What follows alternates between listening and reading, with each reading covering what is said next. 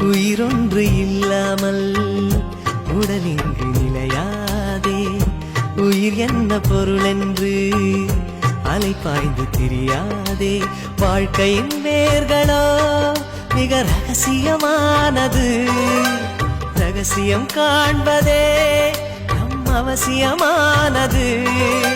தேடல் உள்ள உயிர்களுக்கே தினமும் பசி இருக்கும்.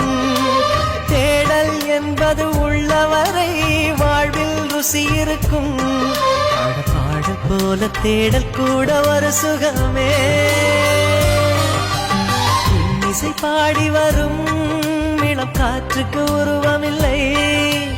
காற்றலை இல்லை என்றால் ஒரு பாட்டொலி கேட்பதில்லை. ஒரு காலம் வருகையில் உள்ளம் கொள்ளை போகுதே. ஆனால் காற்றின் முகவரி